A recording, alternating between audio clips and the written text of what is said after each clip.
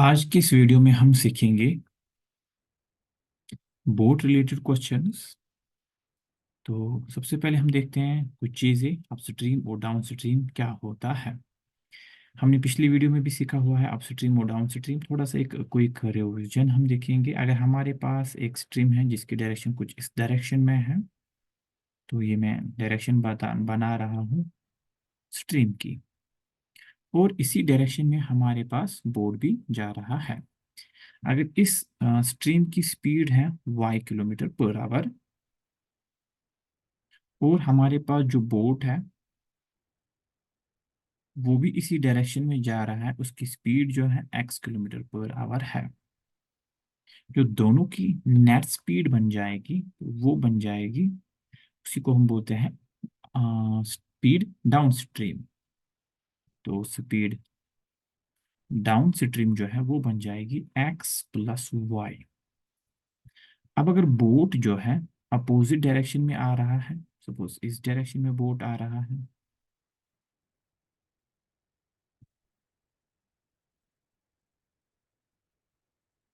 तो इस केस में जो है स्पीड जो है वो क्या बन जाएगी, उसको हम बोलते हैं स्पीड अपस्ट्रीम।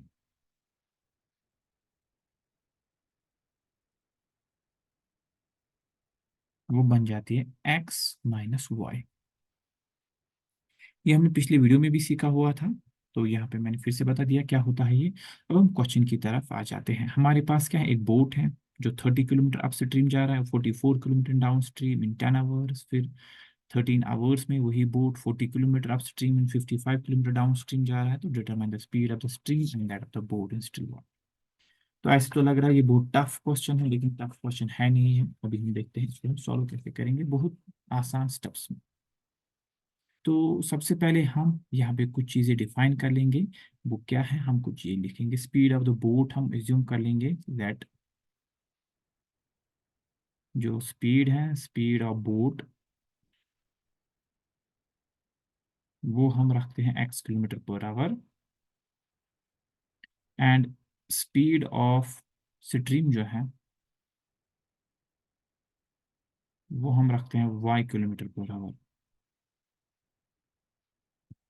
तो जो स्पीड डाउन स्ट्रीम बन जाएगी वो बन जाएगी x+y। स्पीड डाउन स्ट्रीम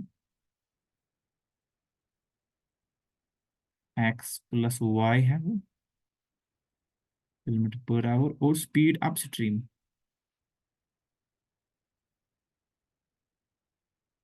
क्योंकि अप स्ट्रीम में क्या है, पानी की जो डायरेक्शन है और वो बोट के अगेंस्ट है, तो वो स्पीड जो है कम हो जाएगी। यहाँ पे हम ये एज्यूम कर रहे हैं कि जो बोट की स्पीड है वो ज़्यादा है स्पीड ऑफ द स्ट्रीम से। नहीं तो ये अगर ज़्यादा हो जाएगी स्पीड ऑफ स्ट्रीम, बोट पीछे पीछे ही चला जाएगा। Then at that time negative sign will come up here. So वो एलिमिनेट करने के लिए हम पहले से एज्यूम कर लेते हैं कि जो बोट जो है उसकी स्पीड जो है इस केस में वो ज़्यादा है स्पीड ऑफ द स्ट्रीम से। अब ये सॉल्व क्वेश्चन सॉल्व करने के लिए हम अलग से एक अप्रोच कर लेंगे। हम यहाँ पे लिखेंगे स्पीड, फिर डिस्टेंस, देन टाइम। यहाँ आ गया डिस्टेंस, फिर उसके बाद यहाँ पे लिखूंगा मैं टाइम। यहाँ से लिखूंगा मैं अप स्ट्रीम और downstream, dw, then stream. तो एक टेबल बनाने की जरूरत है यहाँ पे।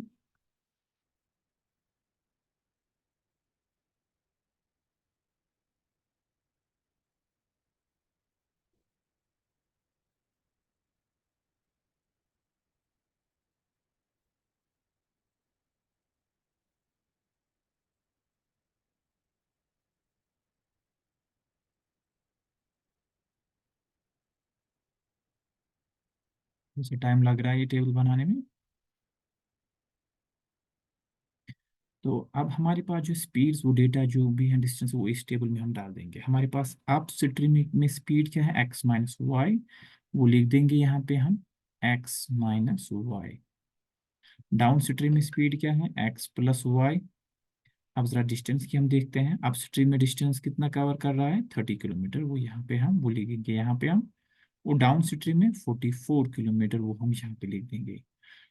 और ये दोनों को मिला के कितना टाइम लगता है इसको, 10 घंटे। अब वो हम कैसे लिखेंगे, देखिए हमें ये पता है स्पीड जो होती है वो होती है डिस्टेंस पे टाइम। तो यहाँ पे हम अगर हम क्रॉस मल्टीपल करेंगे तो टाइम क्या आ जाएगा, डिस्टेंस बाय स्पीड। अब यहाँ पे डिस्टेंस कितनी है, 30 किलोमीटर।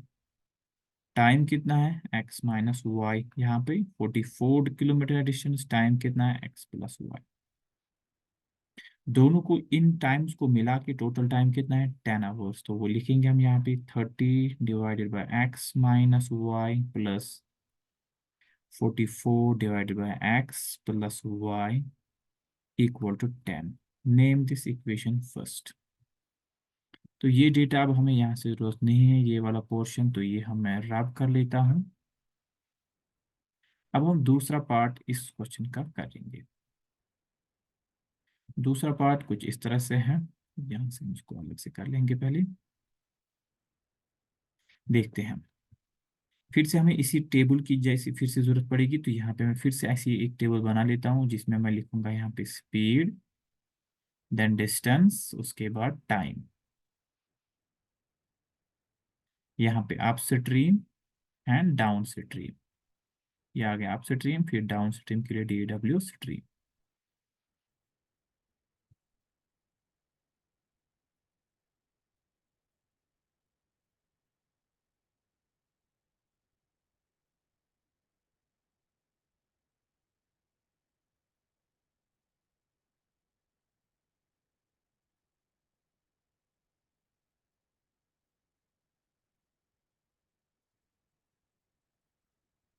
तो ये टेबल बन रहा है यहाँ पे।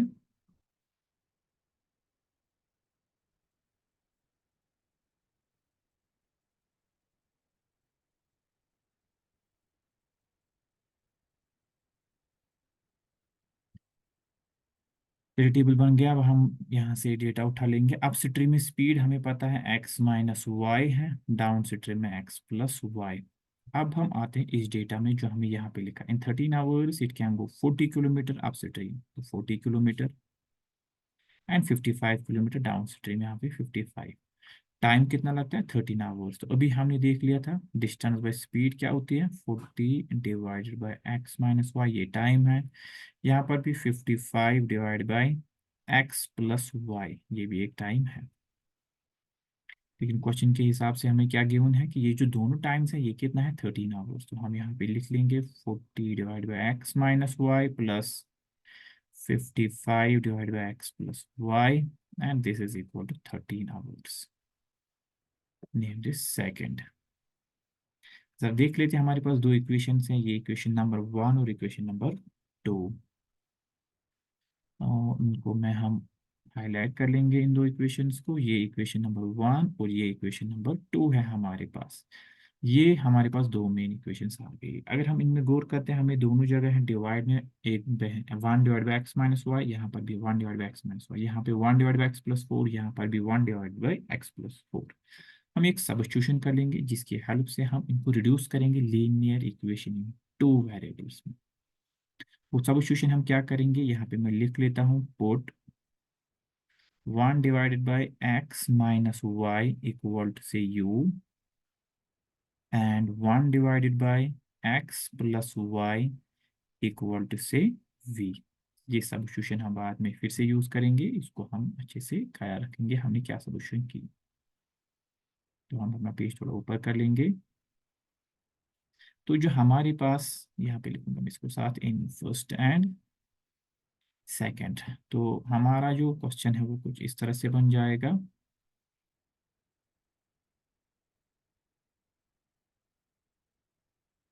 ये 30 divide by x minus y जो है ये बन जाएगा 30u plus 44v equal to 10। इसी को मैं थोड़ा सा और सॉल्व कर लेता हूँ। अगर मैं इसको 2 कॉमन निकालूं, ये बन जाएगा 15u प्लस 22v, क्योंकि 2 अगर 2 कॉमन निकालेंगे, 2 2 are 4, 2 2 are 4 equal to 10। Cancellation करेंगे, 2 1 आर 2 5 आर, तो बन जाएगा 15u plus 22v equal to 5। Name this equation as a equation third. और जो हमें दूसरी इक्वेशन है उसका भी हम यहाँ पे यूज करेंगे, ये वाली, इसको भी हम रिड्यूस करेंगे हम। एंड जो दूसरी इक्वेशन है वो बन जाएगी 40u plus 55v equal to 13। इसमें कॉमन नहीं निकलेगा कुछ, क्योंकि इसमें एक साइड से 13 है जो प्राइम नंबर है। तो ये हमारे पास दो इक्वेशंस नई बन के आ गई, तो नाम मैं रखता हूँ फोर्थ। अब ये दोनों लीनियर इक्वेशन, अब हम यहाँ पे कोई भी मेथड यूज कर सकते हैं, सब्स्टिट्यूशन मेथड, एलिमिनेशन मेथड, जो हमारे लिए हमें आसान लगेगा वो हम यूज कर सकते हैं। सपोज मैं यहाँ पे कर लूंगा सब्स्टिट्यूशन मेथड, तो यहाँ से मैं एक वैल्यू निकालूंगा यू का, वो यहाँ पे पुट कर लेंगे। फ्रॉम थर्ड वी हैव, तो क्या आ जाएगा, 15u is equal to 5 - 22v। इस 15 को भी ट्रांसपोज कर लेंगे तो u आ जाएगा 5 - 22v divided by 15। Name this 5। तो सब्स्टिट्यूशन मेथड क्या कह रहा है, substitute value of u in fourth में, थर्ड से हमने निकाला तो फोर्थ में सब्स्टिट्यूट करेंगे। तो फोर ये हमारे पास 40, u की जगह हमारे पास है 5 - 22v डिवाइडेड बाई 15 प्लस, ये 15 है यहाँ पे, 55v is equal to 13। Cancellation अब यहाँ पे होगी, वो कैंसिलेशन क्या है, 5 3 r 5 8 r 40। तो अब हम इसको इस पेज पे लिखेंगे, इस साइड से लिखेंगे, तो हमें क्या आ जाएगा, ये आ जाएगा न्यूमरेटर में 8 5 r 40 माइनस 8 × 22 बनता है 176v डिवाइडेड में क्या है 3 प्लस 55v इक्वल टू 13। तो ये क्रॉस मल्टीपल हो जाएगा, ये 1355 के साथ भी मल्टीपल होगा, 13 के साथ भी। तो हमें बन जाएगा यहाँ पे 40 - 176v plus 3 × 55, 3 5 r 15, 1 carry, 3 4 r 15, 16 165v equal to 13 के साथ भी मल्टीपल होगा, 13 × 3 दैट इज 39। तो यहाँ पे कितना बन जाएगा, ये बन जाएगा -11, इन दो को सम करके -11v 39 - 40। तो -11v बनता है यहाँ पे -1, v बन जाएगा -1/-11। तो v हमारे पास आ गया 1/11। तो इसको भी हम बॉक्स में बंद रखते हैं। अब हमें क्या चाहिए, हमें u चाहिए। u हम कहाँ से निकालेंगे, इस फिफ्थ में, यूजिंग इन फिफ्थ। तो फिफ्थ में जब इसको पुट कर लेता हूँ, u बन जाएगा हमारे पास 5 - 22 × 1/11 डिवाइडेड बाय 15। यहाँ कैंसिलेशन होगी, 11 1 r, 11 2 r।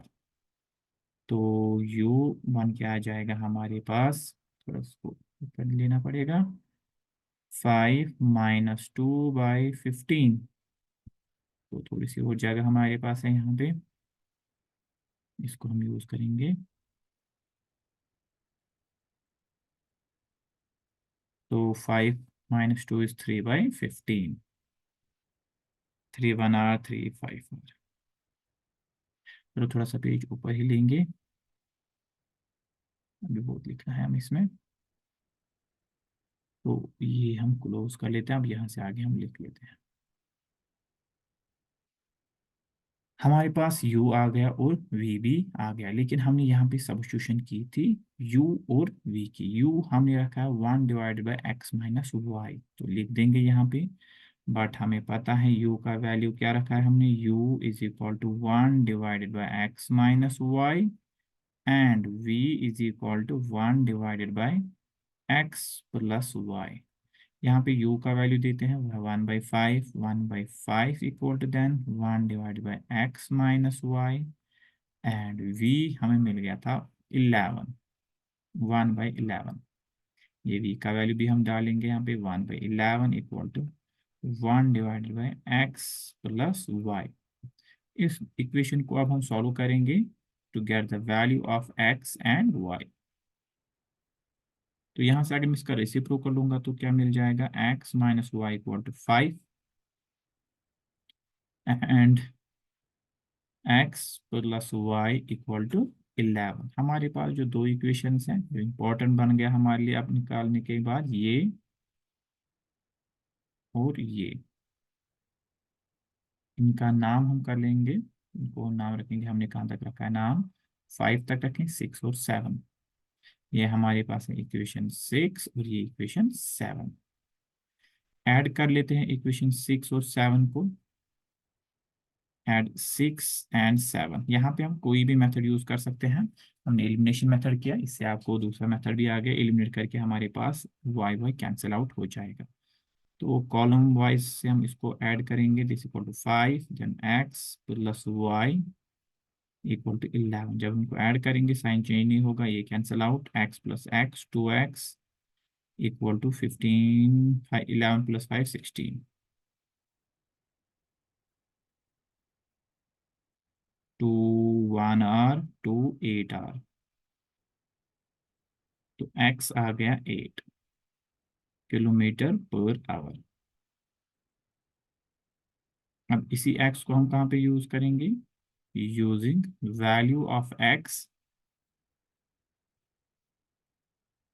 इन से 7 हम करेंगे इसको यूज। 7 में x की जगह 8 प्लस वाई इक्वल टू 11, तो y आ जाएगा 11 minus 8, that is 3 kilometre per hour. तो इस तरह से हमने निकाल दिया what is speed of the boat and speed of the stream. ये क्या है हमारे पास, स्पीड किसकी, बोट की। स्पीड ऑफ बोट हमारे पास आ गया वो 8 kilometre, and speed of stream जो है that is 3 kilometre per hour. जो स्पीड ऑफ बोट है ये स्टिल वाटर में है।